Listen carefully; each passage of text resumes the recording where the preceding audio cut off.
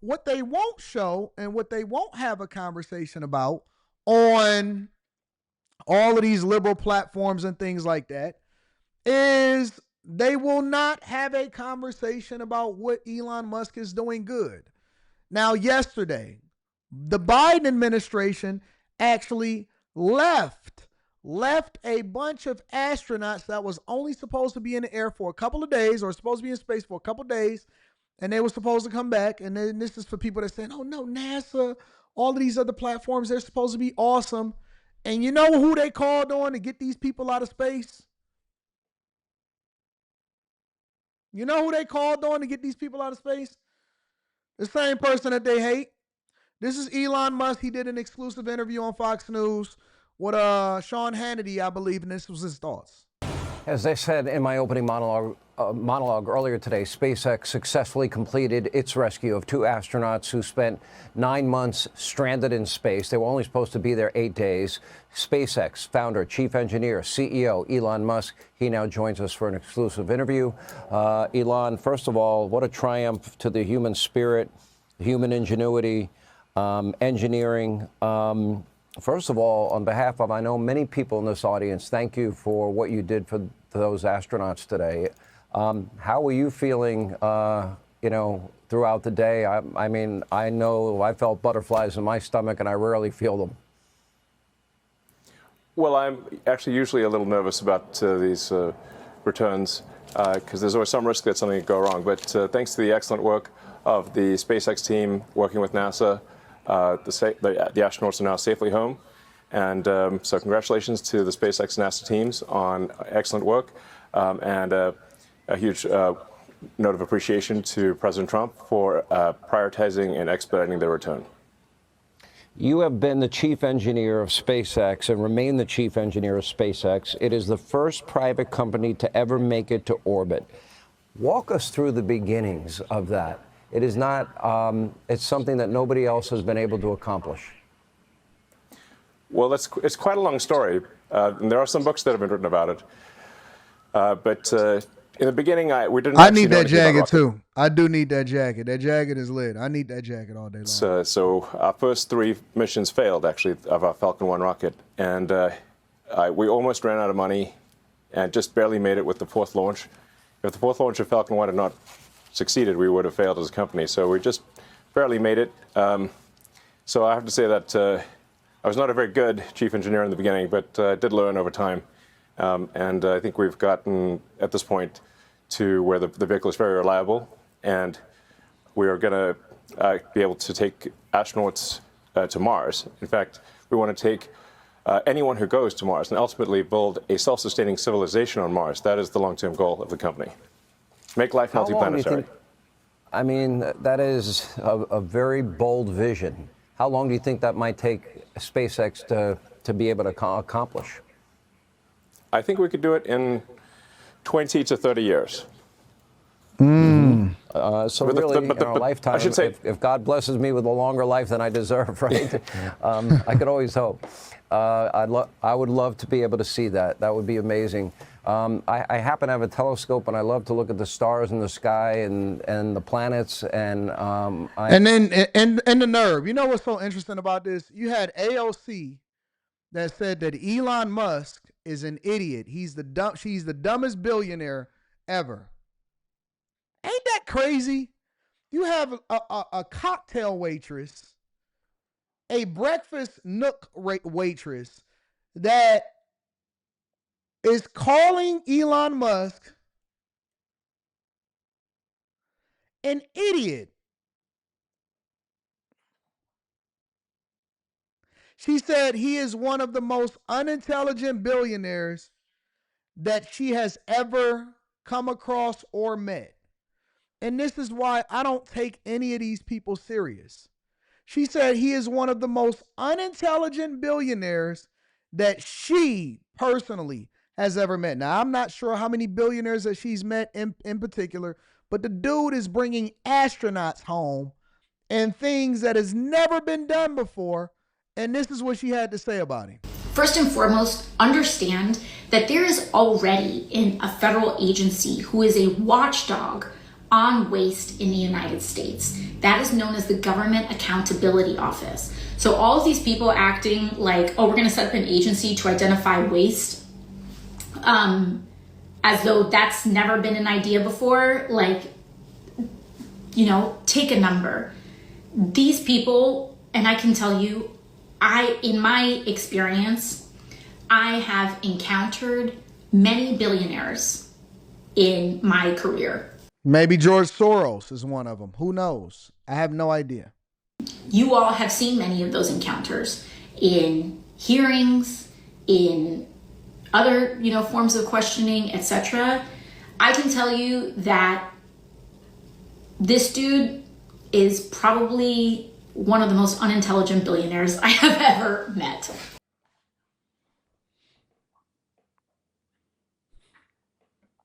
It's like a poor person calling a rich man broke. You see it online all the time. A poor person calling a rich man broke. A dumb person calling a genius stupid. A single baby mama calling a married man unintelligent for what it is that he's done with his family. It almost reminds me of somebody that don't have kids and is not married telling somebody that has been successfully married with a strong family structure, and also has a background and a receipts to prove it, telling them how to raise a child. Or that child shouldn't be shepherded over and told what they're supposed to go into as far as a career in college, or if they don't do it, then they're going to get cut off. Does that sound familiar? It sounds familiar? Talking about a person that has built multiple multi-billion-dollar companies that they don't know what they're talking about. You know what? This is probably the most unintelligent. A teacher telling a business owner how they should run their business.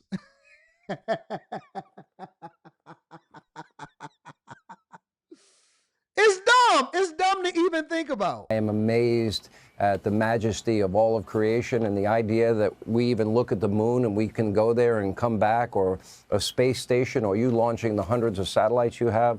I want to ask you this question, if I may, and it's, you know, every aspect of this rescue had challenges and danger. The launch, we start there. Then the rocket landing. I mean, we showed. I couldn't believe you were able to land the rocket that fell off perfectly where you wanted it to land. The docking video when they actually connected and got onto the space station. Then the taking off earlier today was a 17-hour trip, leading to the splashdown that all of America watched today. Every single aspect of that has danger and complications. Walk us through the dangers of each phase. Well, on the ascent phase, there's always some chance that either the first or second stage will blow up. In fact, I find it's actually remarkable when you see a rocket. I mean, hey, Kenya, when I see are a you rocket, Lady D? Kenya Samsung. Are you really Lady D, but you got a profile picture? You remind me of that Lady D chick that be in all of my chats, that be going from panel to panel or chat to chat, and she be always saying crazy stuff. Kenya, are you Lady D? I see a list of all the things that are wrong, all of the ways that it could go wrong and potentially fail. So you could have a first stage failure, a second stage failure, a stage separation failure. The Dragon could fail to separate from the rocket. The trunk could fail to separate from Dragon. There could be a sort of an engine failure on the spacecraft itself. When it's coming back, it's coming in so fast, it's a blazing meteor. And if anything happens to the heat shield, the whole craft is going to disintegrate. So it's remarkable that humans can actually go all the way to orbit and come back from orbit, given the immense amounts of energy that is required to get to orbit, and the amount of energy that must be dissipated upon return. And then the parachutes have to open. That all has to work. Now, long term, we are going to be doing, not long term, this year, in fact, we are launching the Starship rocket, which I recommend maybe doing a piece on, because that is truly a revolutionary rocket. Starship is the first rocket that has the potential to make life multiplanetary, to make us a multi-planet civilization for the first time in the history of Earth. And that's truly profound. No, you know what? He's the most unintelligent billionaire that we've ever seen. He only brought home people that the president of the United States of America, Biden that was, decided to leave up in space. We only depended on him in order to hurry up and to expedite the development of what he was doing so that we can make sure that we get these astronauts back home safely, that we can get Americans from the space station back home safely. No, that don't matter. That don't matter. We're going to protest. We're going to blow up Teslas. We're going to go to the dealerships. We're going to do all of that. None of this matters. We only depend on him. Literally, he's Tony Stark. We only depend on him to make sure that we keep our people safe. He's only the person that has created the first automaker that has surpassed any other automakers in value. He only created a bunch of plants for people to work in. He's only made a bunch of new millionaires and billionaires as a result of giving them equity in the company and a transformational transfer of wealth. He's only built SpaceX. He's only been a part of PayPal Mafia. You know what? This dude is an idiot. He's stupid. He only bought X and then made it profitable when it was never profitable ever in the history of its social media life. Twitter, formerly known as Twitter. You know what? Discount him. Dumb. Get him out. He don't know what he's talking about. How does he know what he's looking for in the Department of Government Efficiency to find fraud, waste, and abuse? What makes you think that Elon Musk knows what he's talking about when it comes to finding the things that people are doing that are... Now, we don't care about the fraud, waste, and abuse. We're not tripping off that. We don't care about our tax dollars going to this place. We don't care about these fake government contracts. We don't care about people that's finessing. We don't care if you don't come to the office. We don't care about the fake people that's on Social Security that's taking advantage of our taxpayer dollars. We don't care about none of that. We don't care about leaving people in the space. Nothing. None of that matters. The only thing we cared is there's a conflict of interest. Fam, you got more conflicts of interest in your own personal life to be worried about than whether or not he's finding all of the fraud, waste, and abuse in our taxes. Bro, it was a conflict of interest when your stepfather married your mother in order to make sure that he took care of you and you said that you ain't my daddy. That was a conflict of interest. That's a conflict of interest. That's the thing that you should be worried about. It's a conflict of interest for you to use Afterpay and Klarna to continue the financial lifestyle and buy things that you don't need in order to impress people with them butterfly eyelashes.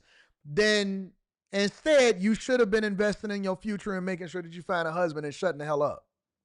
That was a real conflict of interest. The conflict of interest is that you broke with less than $1,000 for an emergency in your bank account, but you out here protesting instead of going to get a second job. That's the conflict of interest. The conflict of interest is that the very people that are complaining about Elon Musk is on government assistance. You on government assistance and you worried about him? Look, people be in the chat. Anton, what do you think about Tesla stock going down? Fam, you don't own stock. What are you talking about? You don't even own any shares of anything. You have no idea how the stock market works. You don't own stock, fam. You got bigger problems on your hand. The repo man is coming. Repo man coming. Rent due on the 1st of the month. You know you ain't got that rent together yet. You know you got to get out there and sell that box, make it shake, make it do what it do so that you can get what you can got. I never understood how broke people have so much time. Broken people have so much time to sit there with their bonnets and whine about whether or not somebody else is finding the dollars that we, American taxpayers, right? The top 1% pay the majority of the taxes in the United States of America. How our money is being spent to subsidize your stupid lifestyle. You got bigger things to worry about. What was amazing, and I studied a lot of this because of my need to cover it, at one point going 17... And I need you to put the fries in the bag. And can I get my fries hot next time? Every time I come through the drive-thru. You want new fries? Are you getting paid by the hour or not? Are you still going to get your paycheck at the end of the week? Can I get some new fries? Here's $2. Here's a tip. Can I get some new fries? You know what I'm saying? Can I get my fries hot? You sitting here worried about stock prices and stuff. We good over on this side. We probably gonna buy a new car in a week. In a week, we gonna probably go and get a new one to add to the fleet just so we can do the vlog. Can I get my fries hot? 1,000 miles per hour, going through 3,500 degrees Fahrenheit. You have this thermal protection system. Now, we do know that the Boeing Starliner, you know, we know that it had problems. So these problems that you talk about, we can't take them for granted or get complacent. Explain how you get up to 17,000 miles per hour. How do you withstand 3,500 degrees Fahrenheit and the thermal protection system that protects that capsule? And then the launch, obviously, of the parachutes, which were critical to slow it down for its splashdown. Shout out to Jessica. Yeah, perhaps we should do a longer segment because I'd be happy to explain it in detail. I'll do listen. As soon as they start, he must be describing his own mom. Can somebody put Kenya on timeout? Don't block her. Just put her on timeout. Whenever they start to feel some type of way, now they got to get disrespectful. I told y'all. See, it's not just the guys, it's the women too. Somebody put Kenya on timeout. Let her think about her actions. Let her think about what she got to say before she say it next time. Maybe she'll come more respectfully and attack me instead of attacking mom. Mom ain't did nothing to you. I was waiting on it. I was waiting on the first person that we needed to time out for the day. I don't know, the 2-minute version here. Yeah. Okay. The Falcon 9 rocket takes off with 1.7 million pounds of thrust. So you can imagine something that has enough thrust to lift an office building off its foundations. And it gets to orbit. It gets to roughly 17,000 miles an hour in 9 minutes. So from 0 to 17,000 miles an hour in 9 minutes. And then it's just when it comes back, you've got that heat shield that's got to dissipate that energy. Like I said, you're coming in like a blazing meteor, and hardly anything can survive that heat. And if the heat shield fails, you just get vaporized immediately. So it's we're really it's a marvel. For us pedestrians down here and for us these students, we like to act like we understand exactly what he's saying, but in reality, it's a marvel. It's something that none of us that's watching this live stream right now can do ourselves. It's a marvel. Yeah, heat shield, vaporized, 17,000 miles an hour, 17,000, 0 to 60 in 7 seconds. Man, listen, fam. Fact of the matter is, he's doing things that none of us, not one person is watching this. Over 4,600 people is watching this on YouTube right now. None of us are capable of doing. And we got the nerve to sit here and say that this man is unintelligent or that he's not truly a gem to the American people. Okay. Okay. All right. Make sure y'all hit a like for the algorithm. Come on, y'all. Hit a like for the algorithm. Don't be like Kenya Samsung. Don't be like Kenya, y'all.